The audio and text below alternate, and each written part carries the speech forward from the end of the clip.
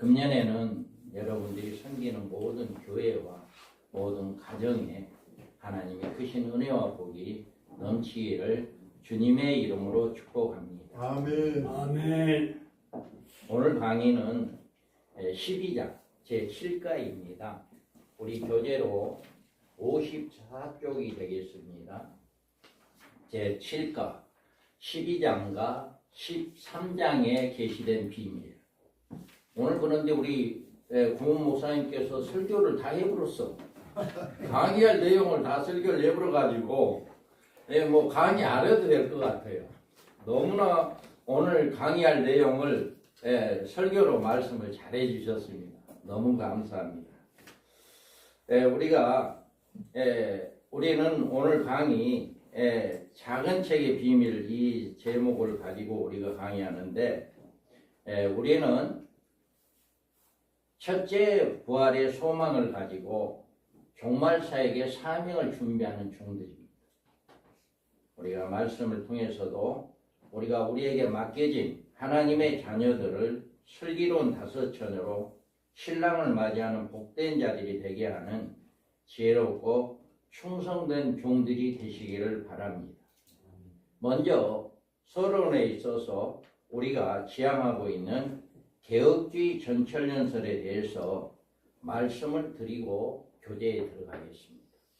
우리가 지향하고 있는 개혁주의 전철연설이 뭔가, 그리고 어떻게 해서 이 개혁주의 전철연설이 생겼는가라고 하는 것을 잠깐 짧게나마 말씀을 드리고, 다음 이제 제가 기회가 된다면 전체적으로 개혁주의 전철연설이 뭐다라고 하는 것을 우리 미 목사님이 책을 만들어냈거든요. 책이 있거든요. 그 두꺼운 책이 있는데 그 책 내용을 함축해가지고 수련회라든가 이럴 때 제가 말씀을 드린 걸로 하고, 오늘은 서론적으로 간단하게 먼저 이제 동기에 대해서 먼저 말씀을 드리겠습니다.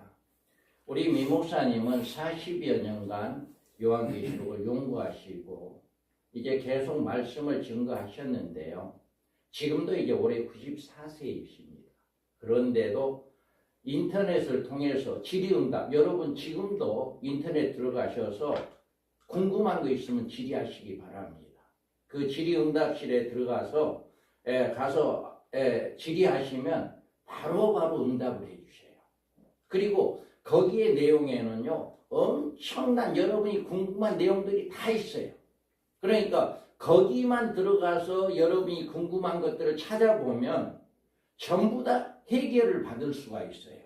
인터넷에 우리 밤중설이 사역에 들어가 질의응답에 들어가면 이제까지 수많은 그 많은 주의 종들이 아니면 성도들이 종말론에 관한 이 질의응답을 했는데 그때마다 다 지금도 응답을 해주셔요. 그리고 올해도 이제 서울 본부에서도 이제 3월달이나 4월달에 이제 날씨가 좀 따뜻하고 그러시면 목사님이 강의를 하신다고 그래요. 그래서 이제 올해도 이제 기회를 이제 기대를 하고 있습니다. 그런데 우리 민 목사님이 70년도 후반에 와서 계속 복음을 전구하고 있었어요. 강의를 하고 있었어요. 그런데 거기에서 마음이 끌리는 게 개혁주의라고 하면서 무천연설, 전철연설, 세대주의 전철연설 이렇게 종말론에 이렇게 말씀하면 이들이 다 개혁주의 전철연설이거든요. 그런데 거기에서 항상 이렇게 문제가 되는 것은 첫 번째 문제로 주의 재림 시에 성도들이 부활과 변화의 문제였어요.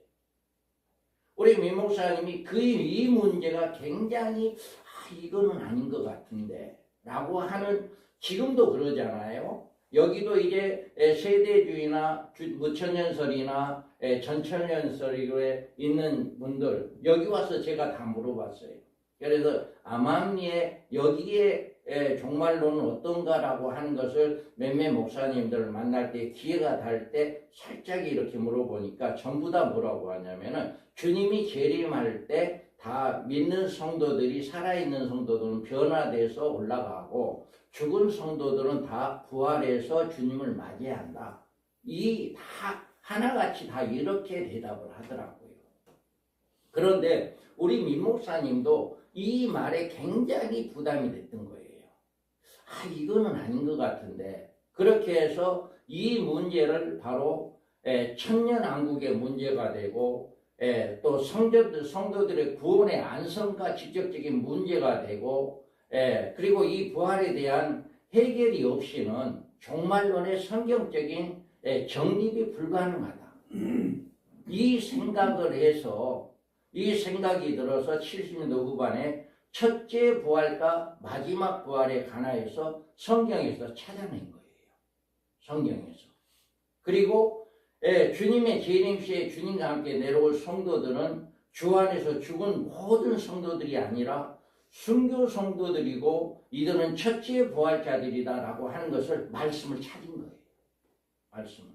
그래서 또 지상에 휴거될 때 모든 성도들은 휴거 시에 변화받는 것이 아니라 육체를 가진 이대로의 몸으로 휴거한다는 사실을 성경에서 찾았고, 천년왕국이 지난 후에 최후의 새 예루살렘의 유업으로 받을 때 죽은 성도들은 마지막 나팔과 함께 생명의 부활체로 부활하고, 살아있는 성도는 그때 호련히 변화된다.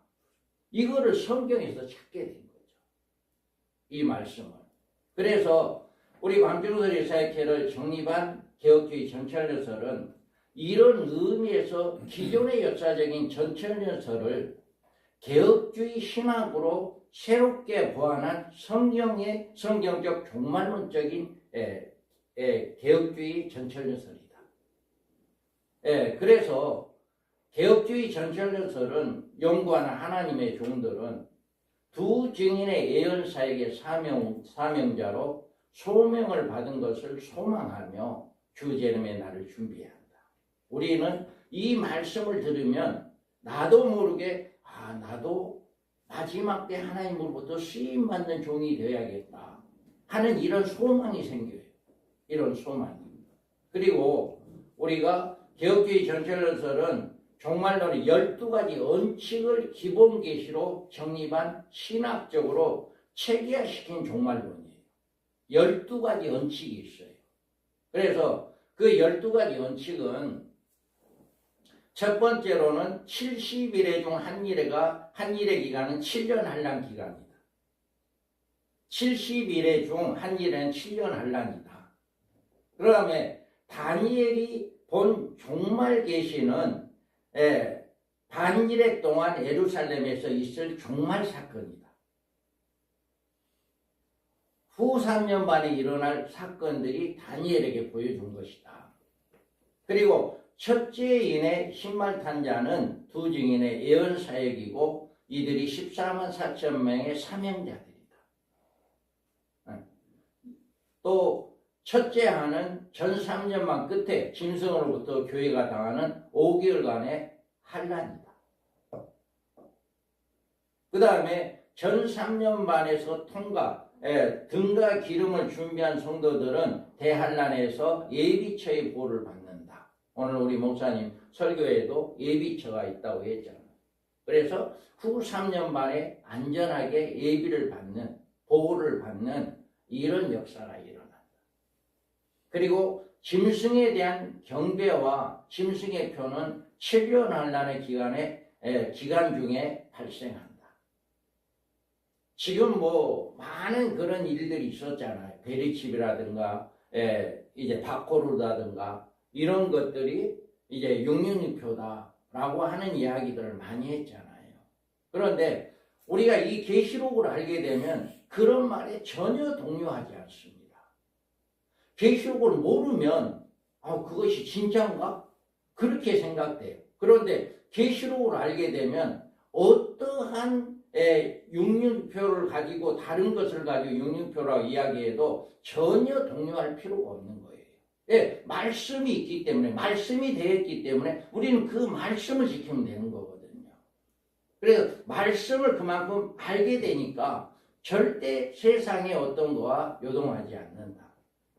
그리고 주님의 재림시까지 생존한 성도들은 살아있는 육체의 몸을 가지고 공중휴거된다.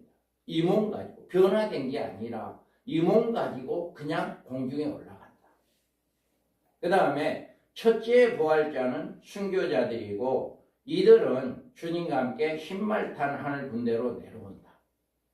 첫째 부활자들만이 주님과 함께 주님이 재림할 때 함께 내려온다 라고 하는 거죠. 그리고 재림 시에 그리스도 안에 죽은 자들이 먼저 일어나는 대상은 순교자들이다. 주님이 재림할 때 죽은 자가 살아난다라고 하는 데살로니가전서에 있는 이 말씀은 모든 성도가 아니고 모든 예수를 믿다가 죽은 모든 사람이 아니라 순교자들만이 살아난다라고 하는 거죠. 그리고 천년왕국은 공중휴거된 성도들로 이루어지며 순교자들은 예수님과 함께 왕노릇한다. 천년왕국에서는 성이 두 군데가 있어요. 부활체가 살아가는 곳과 육신, 이 몸 가지고 살아가는 곳이 있다라고 하는 것을 성경은 말씀해요. 그래서 이 몸 가지고 그냥 그대로 천년을 살아가는 그런 역사가 천년왕국에서 이루어진다. 그래서 이렇게 모든 성도들이 거기서 공중휴거될 때 순교자들 외에는 이렇게 순교자들은 주님과 함께 악노릇하는 이런 축복이 또 기다리고 있다라고 합니다. 그리고 흰보자 심판시에 죽은 성도들의 마지막 부활과 생존 성도들의 변화가 일어난다. 마지막 때 흰보자 심판 때 천년왕국이 끝나고 난 다음에 그때 죽은 모든 성도들이 부활하고 천년왕국에 살아있는 성도들은 그때 호련히 변화된다. 이렇게 이야기합니다. 그리고 성도들은 신령한 몸으로 새 예루살렘에 들어가며 이로써 성도들의 구원이 완성됩니다. 진짜 하나님의 아들들은 이게 마지막에 하나님의 아들들이 되는 것이다. 그래서 이걸로 인해서 창조 사역이 완성되어지는 이런 역사가 일어난다. 그래서 우리 민목사님이 이 12가지 원칙을 가지고 개혁주의 전철연설을 만든 거예요.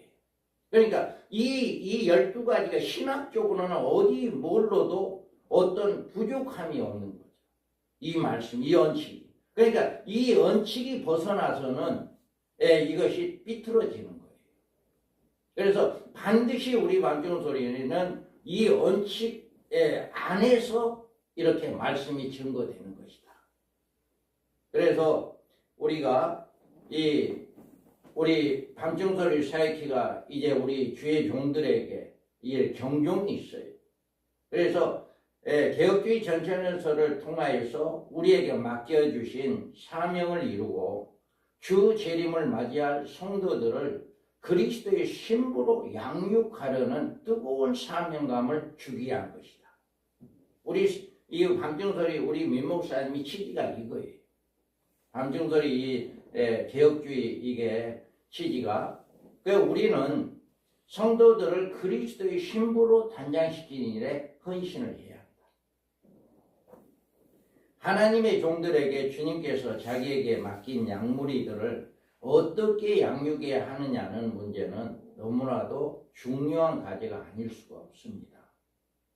예수님은 요한에게 내 양을 먹이라고 당부했는데 우리는 주님으로부터 부탁받은 양무리들을 주님이 기뻐하신 양으로 키우는 목표를 가지고 그 사명을 다해야 하는 이런 사명을 가져야 한다.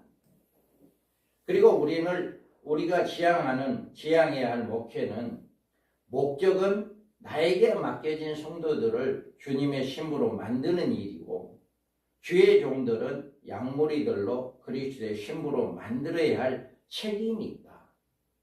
우리의 책임은 바로 그런 책임이다라고 하는 거죠. 그리고 우리 교회를 세속적이고 기복적인 신앙에서 벗어나 신혼 입은 무리들의 촛대교회로 세워야 한다. 우리 교회가 이런 목표가 있어야 합니다. 종말에는 교회에 배도 세력이 일어납니다. 그리고 많은 교회가 진리에서 떠나 음녀 교회를 형성하게 됩니다. 그러므로 짐승을 메시아로 영접하는 음료교회가 앞으로 판을 치게 된다. 우리는 이런 음료교회 무리들과 분리되어 우리들의 교회를 진리에 굳게 선 촛대교회로 세워나가야 한다. 이게 우리 교회들이, 저와 여러분의 교회들이 기복적인 신앙이 아니라 신혼이온 우리 촛대교회로 세워야 하는 원칙이다. 그리고 우리는 성도들로 대환란의 날에 예비처에 보호를 받을 수 있는 이기는 성도들을 만들어야 한다. 예수님은 7교회에 보내는 편지에서 이기는 자에게 주시는 복에 대해서 말씀해 주셨습니다. 종말에 이기는 성도만이 예비처의 보호를 받을 수가 있습니다. 이기는 성도들은 그리스도의 왕국에 들어가 천년왕국의 백성이 될 수 있기 때문에 우리는 이와 같이 이기는 자가 되게끔 우리가 양육을 해야 한다. 그 다음에 우리는 하나님의 종들은 첫째 부활의 소망을 가지고 순교자로 종말 사역을 위해 헌신할 수 있는 종들이 되어야 한다. 정말로 내가 마지막 때 하나님께 쓰임받는 자가 되자라고 하는 그런 마음이 있어야 한다는 거죠. 그래서 주의 재림 때 세상에 대한 심판이 앞서서 교회에 대한 심판을 먼저 합니다. 그런데 성도들은요, 첫째 하를 통해서 알곡과 가라지를 가르쳐요. 첫째 하를 통해서. 그리고 주의 종들에는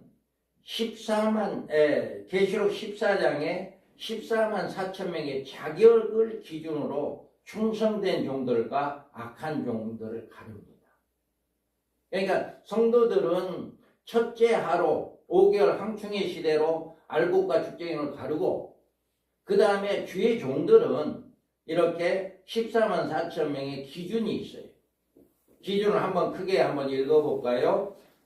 이 사람들은 여자와 더불어 더럽히지 아니하고 순결한 자라, 어린 양이 어디로 인도하든지 따라가는 자며 사람 가운데 속량함을 받아 처음 익은 열매로 하나님과 어린 양에게 속한 자들이니 그 입에 거짓말이 없고 흠이 없는 자들이더라. 아멘. 다른 기준이 아니에요. 목회를 잘하고 성도들이 많고 설교를 잘하고 능력이 있고 이제 어떤 교회에 영향력이 있고, 우리 하나님은 주의 종들을 이거를 이야기한 게 아니라 이 자격에 부여하느냐 이 자격에 부여하지 않느냐 이것을 이야기하는 거예요. 그래서 이 자격은 여자와 더불어 더럽히지 아니하는 음녀 짝하지 않는 주의 종, 신실한 주의 종들이 되어야죠. 그리고 어린 양이 인도한 어디로 따라가는 자, 우리는 주님의 말씀에 100% 순종하는 자들이 되어야 해요. 하나님의 창세기 1장에서도 또 요한계시록 22장 모든 말씀은 100% 순종하는 종이 되어야 한다. 어떤 말씀이든지 아니오가 아니라 아멘 하고 순종하는 이런 자들이 되어야 한다. 그 다음에 속량함을 받았다. 여기는 첫째 부활자들 이야기예요. 여기 속량은 구원받은 것을 이야기하는 것이 아니라 죽었다가 사는 부활을 의미하는 속량입니다. 그래서 첫째 부활자, 순교자를 의미하고요. 또 여기에서 그 입에는 거짓말이 없고 흠이 없는 자들입니다. 우리는 이 말씀을 정말 이 말씀대로 살라고 예를 써야 합니다. 우리는 다 흠 있는 자들이에요. 흠 있는 자들. 시시때때로 죄를 범하고요. 시시때때로 잘못하고요. 그래요.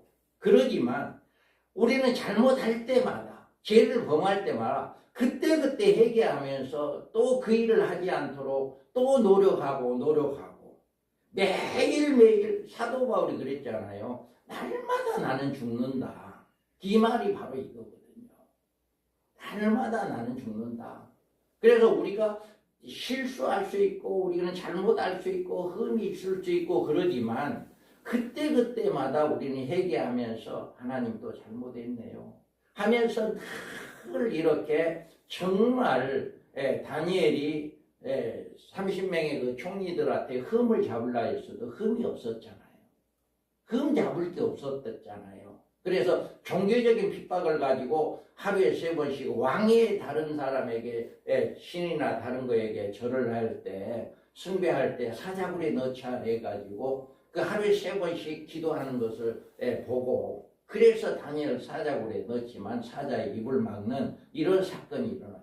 다니엘은 그때는 흠 잡을 것이 없다라고 이야기를 했어요. 그래서 저는 그 말씀에 다니엘이 얼마나 신실하게 살았을까 그 말이 생각되더라고요. 그래서 우리가 정말 이와 같이 우리는 하나님의 종들은 첫째 부활의 소망을 가지고 순교자로 종말 사역을 위해 헌신할 수 있는 종들이 되어야 한다. 또 교회 중에 14만 4천 명의 충성된 종들을 교회 출석군으로 선발하시고 이 수에 들지 못하는 수많은 종들은 악한 종들로 분류되어 14만 4천 대열에서 떨어지게 한다. 그러니까 조금 전에 말씀했던 것처럼 그 자격이 부여되지 않는 모든 종들은 악한 종으로 분류돼 버린다. 그러니까 14만 4천에 포함된 그 자격에 합격한 사람만 하나님이 쓰시고 그 자격에 합격하지 않은 사람들은 하나님이 안 쓴다라고 하는 거죠. 그리고 14만 4천은 종말의 추수꾼으로 하나님께서 사명을 주신다. 책을 받아 먹으라 하는 인침을 주게 한다. 바로 이겁니다. 그러므로 우리는 14만 4천 명의 하나님의 종들의 무리 중에 반드시 들어가기를 소망하며 기도하며 깨어 준비하는 종들이 되어야 한다. 그래서 우리가 늘 한 달에 한 번씩 모이지만 이런 말씀을 통해서 우리는 늘 우리의 마음이 새로워지는 역사가 일어나기를 원합니다. 새로워져야 해요. 그래서 늘 이와 같이 내가 하나님이 인쳐줘야만이 우리는 할 수 있으니까 하나님으로부터 나를 좀 써주세요. 이사야 선지자가 우리가 늘 이야기하는 에레미야 선지자가 말씀했듯이 내가 여기 있습니다라고 하는 이런 마음을 가지고 늘 나를 써주세요라고 하는 이것이 우리 밤중소리 사역회 개혁주의 전철설의 핵심이고 이것이 바로 우리 주의 종들에게 이야기하는 경종이다. 그래서 신실하고 충성된 하나님의 종들은 첫째 부활의 소망을 가지고 순교자로 예언의 사역을 할 사명자의 자리에 들어가야 하고 또 들어가기에 힘써야 하고 그러기 위해서는 계시록 14장에서 14만 4천 명의 자격을 갖추기 위해서 끊임없이 노력해야 하고 또 기도해야 하는 이런 사명입니다. 아멘. 우리는 늘 이 말씀을 붙잡고 늘 기도하고 하나님 나를 좀 이렇게 정말 흠이 없는 거짓말을 하지 않고 흠이 없는 이런 삶이 되게 해주세요라고 하는 늘 우리는 기도하는 삶이 되어야 해요. 이 말씀 붙잡고. 그래서 우리 밤중소리 사역회가 이런 것이 이제 경종을 가지고 있고요. 우리 종말관으로는 개혁주의 전철설은 70일의 중 한 일의 기간을 7년 한량 기간으로 다니엘서에서 이 말씀을 했습니다. 그 9장 24절에 보면 이하에 장차 짐승이 등장하여 세계 열강을 더불어 한 일의 언약을 맺어 일이 있을 것이고 또 바로 그 한 일의 언약의 재림의 징조의 시기임을 알려줍니다. 그러니까 예수님이 초림의 시작점은 어디였어요? 초림의 시작점. 초림의 시작점은 중건령이 날 때부터 예루살렘의 중건령이 날 때부터잖아요. 7일에 62일에가 되면 기름 부은 자가 끊어질 거고 장차 한 일가 이루어질 거다 했잖아요. 그러니까 예수님의 초림에 대해서는 바로 그거였어요. 중건령이 날 때부터 시작해서 7일에 62일에 그때 예수님 오시고 기름 부음 받은 자가 십자가에 죽으시고 부활한다라고 하는 그 말씀이 거기에 있죠. 그러면 주님의 재림의 시작은 어디냐? 시작은 바로 한 일의 언약입니다. 그래서 한 일의 언약이 언제 일어날지 모르기 때문에 주님이 온다는 것을 알지 못하는 거죠. 그래서 바로 이렇게 한 일의 언약, 7년 한량 기간이 인류 한 일의 기간이다. 그러나 그날과 그때는 아무도 알 수 없으나 재림의 징조적 시기에 대해서는 성경의 한 곳에서 계시해 주신다. 예루살렘의 중건령이 내린 주전 445년부터 70일이 시작되면서 69일에가 지나 메시아 초림이 이루어지고 짐승에 등장하여 한 일의 언약을 맺으면 한 일에는 7년 한량 기간이 되고 한 일가 지나면 70일을 채우면 주님의 재림이 있게 되고 또 유대인들의 남은 자들의 구원이 이루어진다게 하는 역사적 진행이 70일의 끝을 맺어 인류 종말을 맺게 되는 것이다. 이것을 우리 개혁주의 전철연설의 핵심이에요. 이런 틀 안에서 성경이 해석되어진다는 거죠. 그래서 우리 전철연설은 개혁주의 신학을 바탕으로 성경에 계시는 종말적인 계시를 종합적으로 연구, 문장적으로 정립한 성경적인 천년기설임을 확실하며 이를 널리 전파하는 사명을 가지는 사역을 해야 합니다. 우리는 올바른 종말관을 추구하고 주장하는 이유는 개혁주의 전천연설을 통해서 우리에게 맡겨주신 사명을 이루고 주 재림을 맞이할 성도들을 그리스도의 신부로 양육하려는 뜨거운 사명감을 우리가 가져야 합니다. 우리 반병소리 사역회는 개혁주의 전천연설은 이런 내용을 가지고 우리가 공부하고 우리는 이 말씀을 통해서 우리 교회가 첫대 교회가 되고 슬기로운 5채를 양육하는 그런 교회 성도들이 되고 정말 마지막 때 쓰임받는 종이 되고자 하는 그런 마음으로 이 개혁주의 전천연설을 우리가 임해야 한다. 우리 민 목사님께서 이런 취지로 개혁주의 전천연설을 만든 거예요.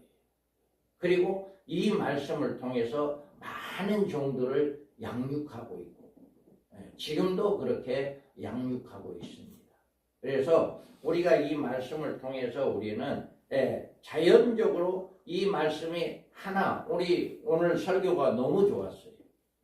12장에 대해서 이렇게 잘 말씀을 해 주셨고 너무 참 은혜가 됐습니다. 여러분들이 이 말씀을 통해서 우리가 개혁주의 전철연설이 취지가 뭐다라고 하는 것을 바로 알고 우리는 이 개혁주의 전철연설의 바른 신앙관을 우리가 증거하는 이런 모두가 되기를 주님의 이름으로 축복합니다. 아멘. 우리가 본가에 보면 이제 본가에 들어가겠습니다. 우리가 누가 종말의 사명자가 부르느냐. 제가 이제 처음에 민 목사님을 만났어요. 처음에 저는 계시록을 정말 몰랐습니다. 제가 민 목사님을 만날 때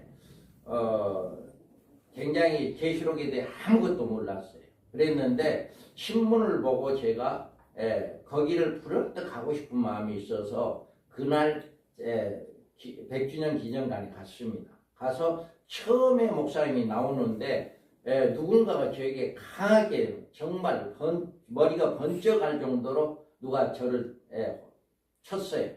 깜짝 놀라서 했더니 주님의 음성같이 내 마음속에 네가 할 일은 이거다라고. 그때까지만 해도 저는 계시록 증거한다는 생각도 안 했고요. 제 목회는 목사가 됐지만 제 목회는 양론해가지고 제가 하나님께 선한 게 있었습니다. 그 선은 3가지입니다. 우리 추자도의 인구 그때 당시 5,000명인데 5,000명 전도하게 해주세요.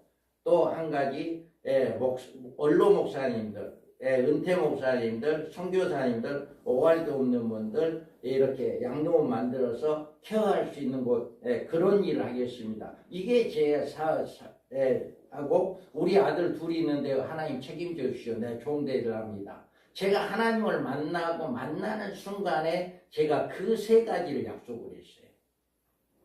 우리 아들 둘이 있는데 하나님 책임지시오. 그리고 추자도 5,000명 구원해 주시오. 또 내가 할 일은 양론해가지고 원로 목사님들 모시는 일 하랍니다. 그래서 저는 그 일을 하기 위해서 복지사 6명 하는 시설까지 했어요. 그랬는데 하나님이 허락지 않더라고요. 시설 6명을 할 수 있는 시설을 이제 맡았는데 허가를 받고 고향에서 이제 파주 쪽에서 그렇게 했는데도 하나님이 허락지 않아요. 그래서 그거 그냥 바로 폐쇄시켜버리고 이제 성남에 갔는데 제가 이 계시록 광고를 본 거죠. 그랬는데 네가 할 일은 이거다는 거예요. 예? 나는 계시록 모르는데요. 그래서 그분의 말씀을 딱 들으니까 와 그냥 너무나도 깨달아지더라고요. 그래서 그 다음에 제가 할 일은 뭐였냐면은 1년 이상을 서울에서 계시록 강의한다는 다 찾아갔습니다. 예, 이분이 진짜인지 뭔가 우리 목사님 그랬잖아요. 진짜가 누군지를 알아야지. 나는 계시록은 계자도 모르는데 과연 이분이 증거하는 것이 맞느냐, 이거를 언석이 누구냐라고 하는 것을 고르기 위해서 아무튼 신문에 나온 광고는 다 찾아갔고요. 다 신문에 나온 책은 다 사봤어요. 그래서 다 읽어봤어요. 그분들이 책을 낸 그 책을 다 읽어보고요. 우리 민 목사님 낸 책을 읽어보고요. 민 목사님 강의를 들어보고 제 짧은 지식으로 저에게 깨닫는 것은 이 민 목사님이 진짜 성경적이다. 그것을 제가 깨달았어요. 1년 이상 그렇게 다른 사람들의, 다른 목사님들의 이야기를 들어보니까 그게 분별이 되더라고요. 그래서 민 목사님한테 올인을 한 거예요. 그런데 이와 같이 우리가 개혁주의 전체론설에 대해서 확실하게 12가지의 그 틀을 가지고 이렇게 하니까 성경에 조금도 오류가 없어요. 성경에 대해서. 그래서 이 성경을 이것을 배우다 보니까 우리 성도들이 변화되는 거예요. 우리 성도들이 이제 지금은 이제 중학교 올라갔을 거예요, 아마. 그 애가 고등학교 올라갔을까 그랬는데 3살, 4살 때 엄마 나 끽 할 거야. 성도들의 그 3살, 4살짜리가 엄마 나 끽 할 거야. 나 순교자 될 거야. 그랬다고. 3살, 4살이. 그래서 얼마 전에만 야, 너 사명이 뭔 줄 알아? 너 끽 한다는 거 너 알아? 그랬더니 모른다고 하더라고요. 그 성도들이 변하더라고요. 그래서 우리는 정말 여기에서 말하는 누가 정말의 사명자가 될 수 있는가? 이 말씀을 우리가 보면 우리는 예언 사명자가 될 수 있는가라고 하는 거죠. 그래서 주님은 정말의 이런 종들을 예언 사명자로 찾고 계신다. 지금도 사명자로 찾고 계십니다. 때를 따라 양식을 나눠줄 자를 찾고 계신다. 우리가 마태복음에 보면 마태복음 24장 44절 47절에 보면 이러므로 너희도 준비하고 있으라. 생각지 않을 때 인자가 오리라. 충성되고 지혜있는 종이 되어 주인에게 그 집의 사람들을 맡아 때를 따라 양식을 나눠줄 자가 누구냐. 주인이 올 때 그 종에 이렇게 하는 것을 보면 그 종이 복이 있으리로다. 내가 진실로 너에게 이르노니 주인의 그의 모든 소유를 그에게 맡기리라. 아멘. 여기에서 때를 따라 양식을 나눠준다는 말은 정말의 성도들에게 복이 되는 말씀을 먹이는 종들이를 가르친다. 마지막 때 성도들에게 복이 되는 말씀이 누구냐라고 하는 거죠. 그리고 주인이 그런 종들에게 그 모든 소유를 맡긴다는 말은 천년왕국에서 왕권의 복을 주겠다라고 하는 거죠. 20장 4절에 보면 또 내가 보좌들을 보니 거기에 앉은 자들이 있어 심판하는 권세를 받았더라. 또 내가 보니 예수를 증언한다. 하나님의 말씀 때문에 목배임을 당한 자들의 영혼들과 또 짐승과 그의 우상이 경배하지 아니하고 그들의 이마와 손에 그의 표를 받지 아니한 자들이 살아서 그리스도와 더불어 천년 동안 왕노를 하냐. 아멘. 여기 두 부류가 있잖아요. 먼저 한 일의 언약이 이루어지기 전에 순교한 자들. 한 일의 언약이 이루어져서 14만 4천 명, 전 3년 반 동안, 3년 반 동안 복음을 증거하다가 순교한 자들. 이 두 부류만, 순교한 자들만 천년왕국에서 왕노릇한다라고 말씀을 하고 있습니다. 그래서 우리는 또 계시록 1장 3절에 예언의 말씀을 읽는 자와 듣는 자와 그 가운데 기록한 걸 지키는 자가 복이 있고 때가 가까웁니다. 아멘. 이와 같이 말씀을 하고 있어요. 그래서 우리는 때를 따라 양식을 나눠줄 자가 누구냐라고 하는 거예요. 지금 이 시대에 맞는 말씀을 증거하는 자가 복이 있다라고 하는 거죠. 그 다음에 작은 두루마기를 받아먹고 사명을 받기를 강구하는 자를 찾으신다. 계시록 10장 7절에서 10절의 말씀을 보면 내가 천사들에게 나와 작은 두루마기를 달라 한즉 천사가 이르되 갖다 먹어버리라. 내 배는 쓰나 내 입에는 꿀같이 달리라 하거늘. 아멘. 아멘. 갖다 먹어버리라 라고 이야기해요. 우리가 사명을 정말 하나님 나를 좀 써주세요라고 하는 간절한 기도가 필요한 거죠. 우리는 매 시간마다 기도할 때마다 하나님 나를 좀 써주세요. 나를 사용해 주세요.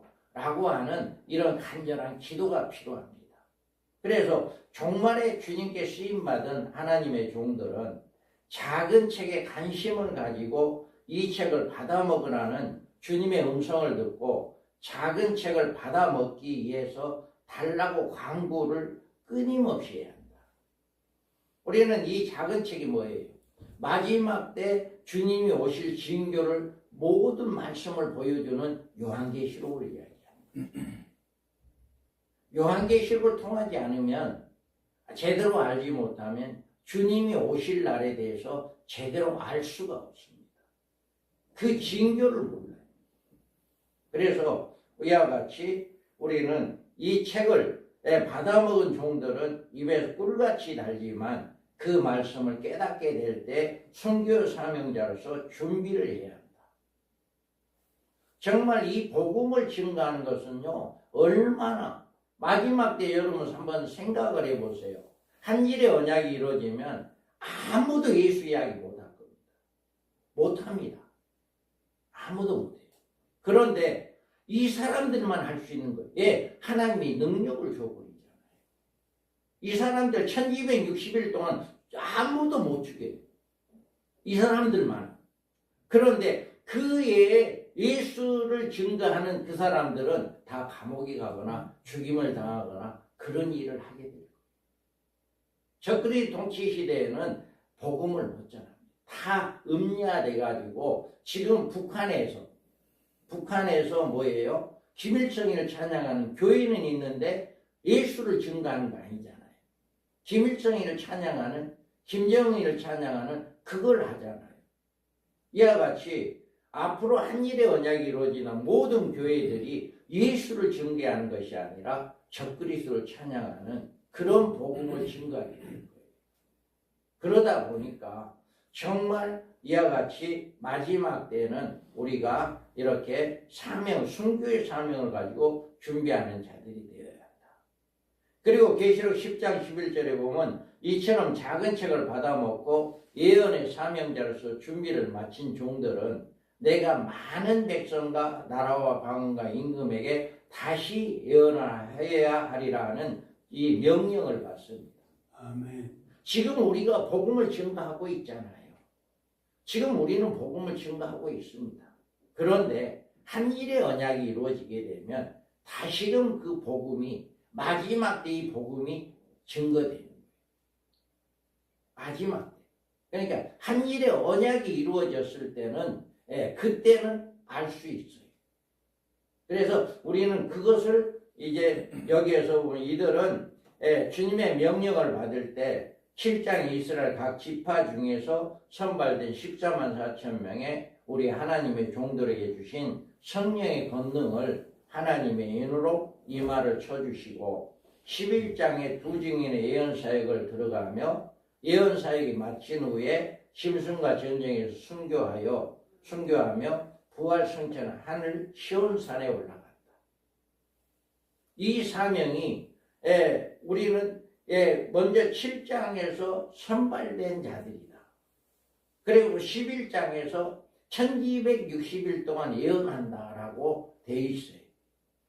그래서 예언을 마치고 죽고 난 다음에 3일 반 만에 살아나는 이런 역사가 일어나서 바로 하늘로 올라가는 이런 사명이 있게 된다. 바로 이런 자들이 우리가 때를 따라 양식을 나눠주는 이런 주의 종들이 되어야 하고 작은 책의 두루마기를 받아 먹기를 사모하는 자들 되고 우리는 받아 먹고 예언 사역을 준비하는 자들이 되어야 한다.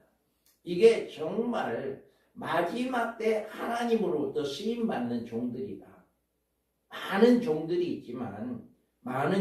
있지만 하나님으로부터 쓰임받는 종들은 이런 준비하는 자들이 되어야 한다 라고 하는 것을 말하고 있습니다. 그러면 우리가 12장에서 여자의 아들 숨겨진 비밀 우리 목사님이 설교를 잘 하셨어요. 그래서 우리는 12장에 여자와 그의 낳는 아들과 관계를 전체적으로 맥으로 연결시키지 않으면 영원히 풀 수 없는 미제가 된다. 이 12장을 어떻게 푸느냐, 어떻게 해석하느냐에 따라서 성경 해석 자체가 달라집니다. 그래서 이 여자를 마리아, 여자의 아들은 예수로 해석하는 경우에 12장에 종말 계시가 될 수가 없다. 예수님이고 마리아다 라고 해석하면 종말 계시가 아니다는 거죠. 그래서 여기에서 보면 해를 못 입은 한 여자가 있고 여자가 아이를 배웠고 해산하는 여자가 있고 여자가 아들을 낳았고 그 아이가 하나님 앞에 그 보좌에 올라갔다 라고 하는 것을 1절에서 8절에 말씀을 해요. 또 13절에서 17절까지는 남자를 낳은 여자를 박해하고 그 여자가 큰 독수리의 두 날개를 업어서 찻잎에 한 떼와 두 떼 반 떼를 양육받는다. 또 여자에 비해서 뱀이 그를 떠내려가게 물을 쏟았지만 땅이 그것을 막아버리는 여자를 도와주는 그런 일을 하고 여자에게 용이 여자에게 분노하여서 여자의 남은 자손을 곧 하나님의 계명을 지키고 예수의 증거를 가진 자들을 더불어 싸우려고 바다 모래에 서 있더라. 그러니까 이미 예비처에 들어가 있는 사람들은 더 이상 뱀 용이 마귀가 손을 댈 수가 없으니까 예비처에 들어가지 못한 예수 믿은 사람들 그 사람들을 해롭게 하기 위해서 후 3년 반에 그들과 돼지까지 싸우기 위해서 준비하고 있다. 이렇게 12장에서 말씀해요. 그래서 그런 해석은 1260일 한때 두때 반때가 7년 한란 기간이 아니라 엉뚱한 기간이 된다. 이게 예수님이고 마리아면 7년 한란 기간이 될 수가 없잖아요. 그 다음에 교회가 후 3년 반 예비처에서 보호를 받게 되는데 이런 예비처 계시는 무시된다. 예비처 없어요. 만약에 예수님이다 마리아다 했을 때 예비처를 모르죠. 예비처가 무시되는 거죠. 그 다음에 교회가 종말의 짐승으로부터 첫째 알을 받게 되는데 이런 환란을 인정하지 않는다. 환란전 후교다라고 하는 이야기가 있잖아요. 많은 사람들이 환란전 후교, 우리는 환란 안 받는다. 환란 받기 전에 다 올라간다. 이렇게 이야기를 하잖아요. 그러니까 그 해석이 여자와 마리아 또 여자의 아들은 예수 이렇게 해석했을 때는 그런 해석이 나올 수가 있어요. 그리고 짐승의 통치 아래 남게 되는 미련한 처녀들은 짐승과 싸워야 되는 사실이 무시된다. 분명히 후 300년 만에 떨어진 성도들은 짐승과 싸워서 이겨야 하는데 그것이 무시된다는 거죠. 그리고 여자가 낳은 아들을 인정하지 않으므로 두 증인이나 14만 4천에 대해 해석을 잘못하게 된다. 아주 12장을 어떻게 해석하느냐에 따라서 해석이 달라집니다. 성경 해석이. 그래서 여기에서 한번 보면 자 해를 입은 한 여자가 등장을 하고 여자가 낳은 아들이 있어요. 아들이 배웠는데 이 여자가 마리아냐 이 아이가 그리스도냐 라고 하는 문제죠. 사탄이 이 여자를 아이를 낳으면 삼키고자 했다. 또 여자가 아들을 낳았는데 이 아이는 장차 철장으로 만국을 다스릴 남자다. 5절에 그랬죠. 그리고 그 아이를 하나님 앞과 그 보좌에 올려갔다. 이 말은요 그럴싸합니다. 예수님이 하늘로 부활 승천했잖아요. 그리고 죽임을 당했잖아요. 그래서 이런 말씀은 그럴듯하다. 마리아가 될 수도 있고 예수님이 될 수도 있다. 이렇게 해석이 가능하는데 우리가 6절에서부터는 여자가 광야로 도망하며 1260일간 하나님의 양육받는 예비처가 있더라 했는데 이걸 마리아가 1260일 동안 예비처에 들어갔다. 또 사탄이 자기가 땅으로 내쫓긴 것을 보고 남자를 낳은 여자를 핍박했다. 이렇게 내쫓긴 것을 사탄이 내려와서 다시금 여자를 핍박하는 이런 것을 일어나잖아요. 남자를 낳은 여자를 핍박했다. 그리고 여자가 독수리 날개로 광야로 날아 한때 두때 반때를 양육받는다. 마리아가 이런 적이 있나요? 또 여자를 해치려고 사탄이 물을 강같이 토하지만 땅이 여자를 보호해준다. 사탄이 분노하여 돌아가서 여자의 남은 자손과 싸운다. 이런 문제는요 해결할 방법이 없어요. 이런 문제를. 그래서 이게 여자다 예수님이다 라고 했을 때 5절까지는 그럴듯하게 맞는데 6절에서부터 17절까지 해석은 맞지가 않는다. 여자와 마리아다 했을 때 맞지 않는다 라고 하는 것을 구분하는 거예요. 그러니까 이렇게 자세하게 성경을 통해서 구분이 되어지는 이런 역사 얼마나 놀라운지 몰라요. 정말 제가 많은 목사님들 강의를 들어봤지만 이렇게 자세하게 쪼개서 설명을 못하더라고요. 제가 이강국 목사님 강의도 들어보고 여기서 와서 들어보니까 이강국 목사를 굉장히 많이 알고 있더라고요. 그런데 그분 강의도 제가 들어봤거든요. 그런데도 그분 책이 저는 다 사봤어요. 그런데도 이렇게 정확하게 쪼개지를 못하더라고요. 성경. 우리가 자 12장의 여자, 해를 입은 여자, 성령이 임재하시는 교회 7장 12지파인데 하늘에 큰 이적이 보이니 해를 입은 한 여자가 있는데 그 발 아래는 달이 있고 머리에는 12별의 면류관이 있더라. 우리는 승리를 이야기하는 거죠. 그리고 17장의 여자는 자줏빛과 붉은 빛을 입은 여자, 음행의 포도주로 쑥물을 먹이는 음녀교회.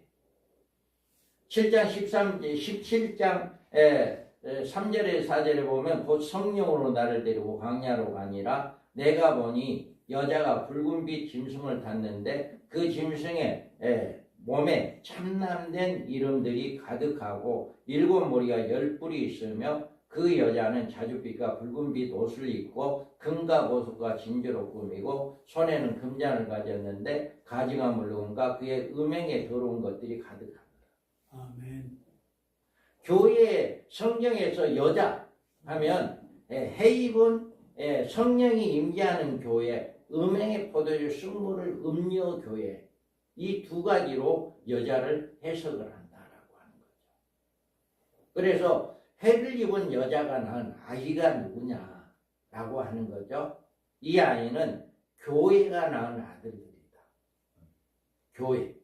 그래서 이 여자가 아이를 베어 해산하게 되면 아파서 애써 부르짖더라라고 하는 교회가 두 증인의 탄생을 위해서 고통을 당하는 모습. 마지막 때 교회가 이 두 증인들의 사명자를 내기 위해서 엄청난 핍박을 받게 될 것입니다. 그래서 내가 나의 인내의 말씀을 지켰다라고 이야기해요. 7장 15절에 그러므로 그들이 하나님의 보좌 앞에 있고 또 그의 성전에 밤낮 하나님을 섬기더라 라고 이야기합니다. 그리고 이 아들은 철장으로 만국을 다스릴 남자다라고 했어요. 그러면 철장의 권세는 누구에게 주느냐? 누구에게?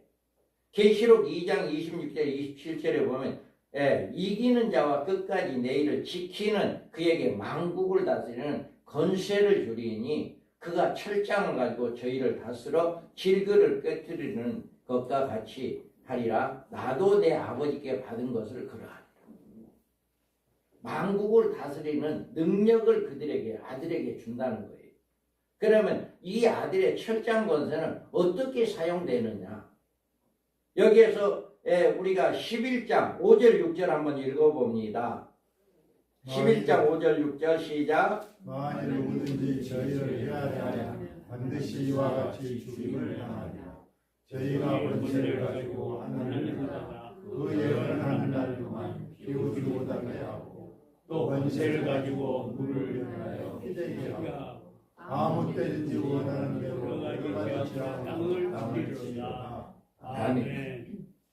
이와 같이 이자들에게는 철장 권세를 이런 능력을 주어서 1260일 동안 복음을 증거할 때 아무도 해하지 못하는 철장 권세를 주어버려요.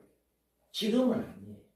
그러니까 그때 인을 치고 인을 받은 순간에 이런 능력을 주어버리는 거예요.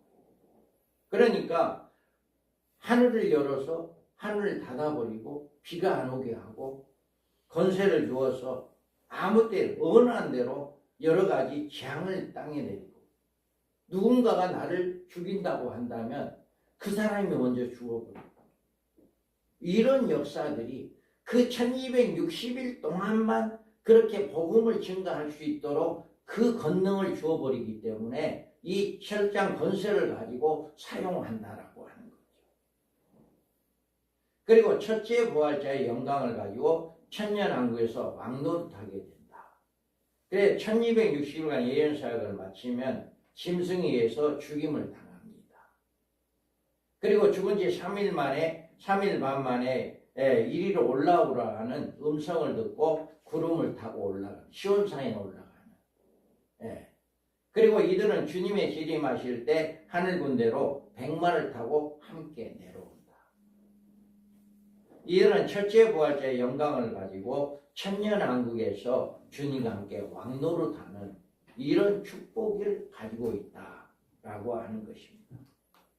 그들은 이 하나님과 보좌 앞에 올라간 모습이 14장에서 이렇게 나오고 있습니다. 그래서 바로 여자와 아들의 정체가 누구다라고 하는 것을 12장과 17장을 통해서 구분이 되고 12장에서 이 아들이 마지막 때 쓰임받을 하나님의 종들이다. 그리고 여자는 교회다라고 하는 것을 이렇게 해석되어진다라고 하는 거죠. 절대로 마리아나 예수 그리스도가 아니다라고 하는 것을 우리가 성경을 통해서 알 수가 있습니다. 그러면 여자의 아들이 11장과 12장의 두 곳에서 등장한 이유가 있어요. 그래서 11장에서는 두 증인의 순교와 동시에 둘째하의 발생 시기를 보여줍니다. 그래서 11장 12절 14절에 보면 하늘로부터 큰 음성이 있어 이리로 올라오라 함을 그들이 듣고 구름을 타고 하늘로 올라가니라. 가니 그들의 원수들도 구경하더라. 그때 큰 지진이 나서 성 10분의 1이 무너지고 지진에 죽은 사람이 7천이라. 그 남은 자들이 들어와요 영광을 하늘의 하나님께 돌리더라. 둘째아는 지나갔으나 보라 셋째아가 속히 이르리라. 아멘.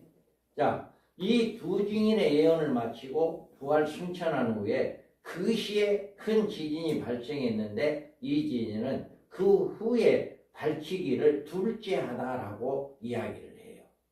그래서 둘째하란 유브라데 전쟁을 의미하며 이 전쟁으로 입은 피해는 성 10분의 1로 사망자가 7천 명이 나오는데 이 핵전쟁으로 온 피해를 가르치는 것이다. 마지막에 그래서 계시록 9장 14절 15절에 나팔 가진 여섯째 천사에게 말하기를 큰 강 유브라데의 결박한 네 천사를 놓아주라 하며 네 천사가 놓였으니 그들은 그 연월 일시에 이르러 사람 3분의 1을 죽이기로 준비된 자들이더라. 아멘. 이와 같이 동시에 다발로 다 놓아버리니까 네 강이 놓아버리니까 전쟁이 일어나는, 그래서 인구 3분의 1이 죽는 이런 일이 일어난다라고 하는 거예요. 그래서 계시록 11장 12절 14절의 경우에 11장에는 두 증인의 순교를 통해서 둘째 시기를 보여주는 것이다. 그리고 두 증인의 부활 승천은 하늘로부터 이리 올라오라는 음성을 듣고 올라가게 되는 것이다. 여기에서 보면 두 증인 예언 사용 기간이 전 3년 반 동안이고, 그래서 그 시에 성이 무너지고 사람이 이제 그를 죽이는 큰 지진이 발생하는 7천이 죽는 지진이 발생하는 것이 바로 둘째하다. 그 사람들이 올라가는 동시에 바로 이렇게 재앙이 내려지는, 그래서 13절에 이 사건을 통해서 둘째하다라고 이렇게 말하고 있어요. 그러니까 바로 이것이 둘째하로 이어지는 역사, 바로 올라간과 동시에 이렇게 둘째가 일어나서 전쟁이 일어난다라고 하는 거죠. 그 다음에 우리가 12장에서 여자의 아들이 승천하는 것으로 교회가 예비처에 피하는 시기를 보여준다. 그러니까 교회가 언제 이제 올라가느냐라고 하는 거죠. 교회가. 그런데 그 시기가 바로 아들이 승천하는 그것이, 그 시간이 바로 기다라고 하는 거죠. 그래서 12장 5절 6절에 보면 여자가 아들을 낳으니 이는 장차 철장으로 만국을 다스릴 남자라. 그 아이를 하나님 앞과 그 보좌 앞으로 올라가더라. 그 여자가 강야로 도망하며 거기서 1260일을 동안 그를 양육하기 위하여 하나님께 예비한 곳이 있더라. 아멘. 그러니까 우리는 여자가 언제 보호를 받느냐 하는 시기가 바로 승천에서 올라간과 동시에 여자는 하나님 예비한 곳에 들어가서 안전하게 보호를 받는 그 시기를 이야기해 주는 것이다 라고 하는 것을 성경을 통해서 알 수가 있습니다. 아이가 보좌 앞에 올려가는 모습은 두 증인의 예언 사역을 마치고 하늘의 시온산을 옮겨가는 모습이고, 이런 일이 있음과 동시에 여자로 비유된 교회는 예비치로 옮겨져서 1260일 동안 양육을 받게 돼요. 그 시기에 딱 동시에 올라가서 호련히 옮겨지는 거죠. 우리의 어떤 노력이 아니라 호련히 하나님의 능력으로. 그래서 독수리 날개를 놓고 올라간다라고 이야기를 하잖아요. 독수리 날개란 하나님의 능력을 이야기하는 거죠. 그래서 여기에서 12장 5절 6절의 공유의 경우에는 12장에 아들을 보좌 앞에 올려간 사건을 통해서 교회가 예비처로 피난가는 시기를 보여주는데 아들의 보좌로 올라갑니다. 여기에서 두 증인 예언 사역을 해서 이제 보좌로 올라가고 심성의 통치가 한때, 두때, 반때가 이루어지는 후 3년 반이 이루어지죠. 그 다음에 동시에 아들을 낳은 여자가 강야로 도망하여 거기서 1260일간 양육을 받는다. 양육처는 딱 기간은 1203년 만이에요. 예비처에 들어가서 무한대로 사는 것이 아니라 1260일만 살고 거기에서 끝난과 동시에 공중으로 올라가는 이런 역사가 일어나게 된다라고 하는 것을 이야기해요. 저 장목사님 에어컨 트세요. 추우신가 보요. 추우시? 자, 그래서 우리가 교회를 위해서 1260일간의 예비처에 대해서 한번 살펴보겠습니다. 그 여자가 강야로 도망하며 거기서 1260일 동안 그를 양육하기 위하여 하나님께 예비한 곳이 있더라. 분명히 이렇게 하나님께 예비한 곳이라고 말씀했잖아요. 그리고 13절에서 14절에 보면 용이 자기가 땅으로 내쫓긴 것을 보고 남자가 낳은 여자를 박해하는지라 그 여자가 큰 독수리의 두 날개를 받아 강야 자기 곳으로 날아가 거기서 그 뱀의 낯을 피하여 한때와 두때와 반때를 양육받음에라고 이야기해요. 그러니까 이렇게 하나님이 예비한 곳이 있다라고 하는 것을 6절에서 말씀했다면 그곳에 가는 방법을 13절 14절에서는 독수리 날개를 업어서 그곳에 옮겨진다라고 하는 것을 옮겨지는 방법을 이야기하는 거죠. 그래서 여자가 도망가 1260일간 양육받는다는 말은 마리아와 아무런 상관이 없다. 그잖아요. 여자가 도망가는데 마리아하고 무슨 상관이 있겠어요? 아무런 상관이 없죠. 1260이라는 숫자는 종말의 7년 한란과 연관된 기간이기 때문에 종말전 사건으로 해석해야 한다. 이 12장에 나와 있는 이 말씀은 종말에 있어질 말씀이지 예수님의 초림에 관한 말씀이 아니다 이거죠. 그리고 용이 핍박받는 남자를 낳은 여자는 마리아일 수가 없고 남자로 등장하는 우리 하나님의 종들인 종말의 사명자들이 배출한 이스라엘의 하나님의 교회를 가르치는 것이다. 그래서 마리아가 아니라 교회다라고 하는 거죠. 그래, 뱀의 낯을 피하여 한때 두때 반때 양육을 한다는 말씀은 역시 짐승을 통치해서 벗어나 예비처에서 보호를 받는다. 그러니까 우리는 환난 전에 전부 다 휴거돼서 공중에 올라가서 환난을 받지 않는 것이 아니라 전 3년 반 동안에 우리는 첫째 하를 통과를 하고 난 사람들이 하나님 예비한 곳에 들어가서 1260일 동안은 후 3년 만에 환난을 받지 않는다. 이렇게 해석한다는 것이 정확하다. 전체가 공중에 올라가서 휴거되는 사건이 아니라 예비처, 하나님이 어디다가 예비해 놨는지는 모르겠지만 하나님이 예비해 놓은 곳이라 했으니까 그 예비한 곳에 들어가서 1260일 동안만 거기에 있는다는 거죠. 거기에서 안전하게 있기 때문에 후 3년 만에 일어날 모든 사건은 해를 받지 않는다. 이 해석이 굉장히 성경적이다라고 하는 것을 우리가 볼 수가 있어요. 그래서 1260일과 한 가지로 한때 두때 반때란 표현도 종말적인 기간에 다른 기간으로 해석할 수가 없다. 그러니까 1260일이나 한때나 두때나 반때 이렇게 해석하는 것은 종말에 관한 해석이지 이게 그 전에 교회 시대 때 일어나는 해석이 아니다 라고 하는 것을 우리가 볼 수가 있어요. 그러면 예비처에 대해서 과연 성경적으로 어떻게 증거할 수 있느냐, 성경적으로. 그래서 하나님이 예비하신 곳이다 라고 이야기했어요. 그래서 그 여자가 강야로 도망하게 하며 거기서 1260일 동안 그를 양육하기에 하나님께 예비한 곳이 있다. 이건 하나님이 예비한 곳이다 했기 때문에 우리 인간의 방법, 인간의 어떤 노력이 아니라 전적인 하나님의 역사다 라고 하는 것을 볼 수가 있죠. 양육받는 곳이 그럼 어디냐 했을 때, 예, 큰 독수리의 두 날개를 광야 자기 곳으로 날아가 거기서 뱀의 낯을 피하여 한때야 두때야 반때를 양육받는다라고 했거든요. 광야 자기 곳이다 했어요. 그러니까 하나님 예비한 곳인데 우리는 알지를 못하죠. 그걸 알라고 할 필요도 없고 알라고 아무리 노력한다 해도 그거 알 수도 없고요. 그런데 그때 가면 알 수 있겠죠. 한 일의 언약이 이루어지고 1300년만이 끝나면 그곳이 어디인가를 우리가 가보면 알 수 있겠죠.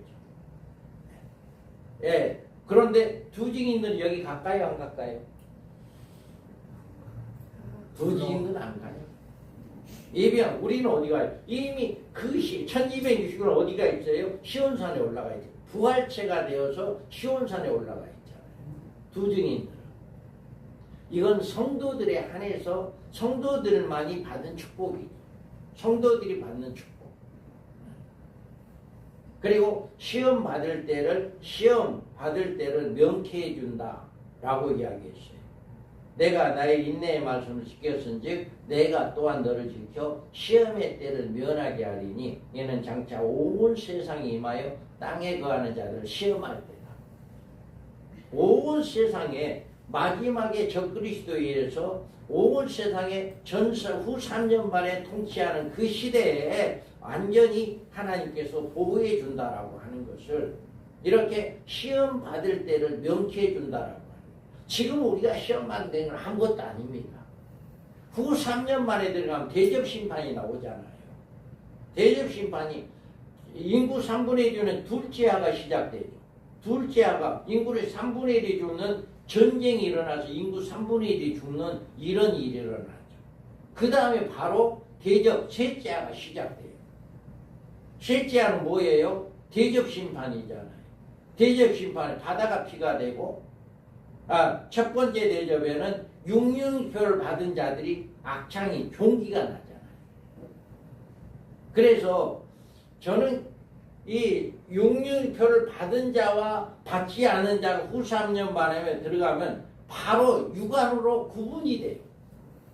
첫째 대접을 통해서 육륜표를 받은 사람은 온몸에 다 종기가 나 있어. 얼굴이고 어디고 온몸에 종기가 나 있어. 첫째 대접에 그렇게 돼 있으니까. 그런데 육륜표를 받지 않는 사람 그게 첫째 대접은 없어요. 해당이 안 돼. 그러니까 종기가 없어. 그러면 누가 봐도 종기가 있는 사람은 저 사람 육륜표를 받은 사람이고 저 사람 육륜표를 받지 않는 사람이다. 첫째 대접을 통해 구분이 되어버려요. 구분이. 그러니까 바로 이 종기 없는 사람은 바로 어디로 가겠어요? 그때는 완전히 군부 시대가 될 건데 온 천지에 군인들이 다 깔려 있을 거고 군부 시대가 될 텐데 그 사람들은 뭐면 어떤 사람만 찾아? 종기 없는 사람만 찾으러 다니는데 종기 없는 사람만 그 사람 찾으러 다녀가지고 끌고 가서 너 육륜표 받아 우상이 경배 그렇게 안 한다면 그때는 죽이든지 어떻게 하든지 할 거예요. 그러니까 첫째 대접에는 그거예요. 그래서 구분을 시키는 거예요. 육륜표를 받는 사람과 받지 않는 사람의 구분. 그 다음에 둘째 대접부터는 뭔가요? 바다가 피가 되고 셋째 대접에는 물이 육지의 땅에 물 근원이 피가 되잖아요. 그러니까 물이라고 물은 모든 피는 둘째 셋째 대접에 피가 변해버려요. 사람이 먹을 물이 없어요. 피를 마셔야 하는 그런 단계에 와요. 그리고 뭐예요? 또 넷째는 태양이 오존층이 깨져버리잖아요. 그래서 태양이 6000도가 직접 우리에게 내렸째는 이런 일이 우리에게 임한다. 그리고 다섯째는 흑암이 임하는 이런 일. 여기까지가 전 3년 반 동안에 후 3년 반 동안에 겪어야 할 일들이에요. 후 3년 만에 남아있는 사람들이 겪어야 할 일들이에요. 대접 심판이 후 3년 만에 떨어지니까. 그러니까 우리 성도들이 이 후 3년 만을 겪지 않는다는 게 얼마나 복이냐고. 그러니까 이런 내용을 앞으로 대접 심판은 어떤 대접이 어떻게 일어난다라고 하면 이 우리 성도들에게 바로 가르치지 않을 수가 없어요. 세상에 복 받으라 하는 이야기가 아니라 정말 신부단장해라. 정말 믿음을 지켜라. 라고 하는 끊임없이 그 이야기를 해줘야 하는, 날마다 정말 그 이야기를 해줘야 하는 그런 역사가 일어납니다. 그래서 이런 안전한 이런 대접 심판을 안전하게 1260일 동안 안전히 보호를 받게 해주는 이런 축복을 받는 거죠. 그러니까 얼마나 복이에요. 그래서 여기에서 예비하였던 자들이 들어가는 혼인잔치다. 예, 그들이 살아간 사이에 신랑용으로 준비하였던 자들이 함께 혼인잔치에 들어가고 문은 닫힌지라. 그래서 혼인잔치에 들어가는 자, 예비하였던 자들, 준비하는 자, 우리 목사님이 설교에 준비하는 자가 되어야 한다라고 했듯이 준비하는 자. 이런, 그러니까 우리가 해야 할 일은 나에게 한 명이 됐든 10명이 됐든 100명이 됐든 1000명이 됐든 그 사람들을 준비시키는 일을 하는 것이 마지막 때 주의 종들이다. 얼마나 다른 것을 우리 하나님은 보지 않는다. 우리 주님은 그거 너가 어떤 일을 하느냐, 어떤 큰 대적인 어떤 뭐를 하느냐 이거 보지 않는다. 그래서 오직 이렇게 준비시키는 이런 역사가 일어나야 한다. 그래서 12장에서 우리가 놓쳐서는 안 돼야 할 주요한 그 계시가 있는데요. 그래서 한란날에 교회가 어떻게 보호를 받느냐라고 하는 거죠. 그래서 하늘에 큰 이적이 보이고 해를 입은 한 여자가 있는데 그 발 아래 달이 있고 그 머리에 12별의 멸류관이 있다라고 했습니다. 해를 입은 한 여자, 두 주인의 해산하는 종말의 첫째 교회다. 이스라엘의 하나님의 이스라엘을 말한다. 다음에 5절에 여자가 아들을 낳으니 얘는 장차 철장으로 만국을 다스리는 남자라 그 아이는 하나님 앞과 보좌 앞에 올려가더라. 이 아들은 교회 이스라엘이 낳는 아들로서 13원 4천의 우리 하나님의 종들이다. 그리고 6절에 보면 그 여자가 강야로 도망하니 거기서 1260일 동안 그를 양육하기 위하여 하나님 예비한 곳이 있더라. 여기에서 도망했다라고 하는 것은 한 일에서 나온 기간으로 한 일의 절반을 가리키고 후 3년 반을 기다린다. 그러니까 후 3년 반에는 그 제한을 받지 않는다라고 하는 거죠. 하나님의 예비한 곳이다. 대한란 기간 후 3년 반을 준비된 교회 성도들을 보호할 하나님의 예비처이다. 하나님이 어딘지는 모르겠지만 거기를 예배놓고 거기에서 1260일 동안 보호를 받는 이런 역사가 있게 된다. 그리고 13절에 용이 자기가 땅으로 내쫓긴 것을 보고 남자를 낳은 여자를 핍박한다 라고 했잖아요. 그래서 남자를 낳은 여자, 그래서 17절에 남자를 낳은 여자다.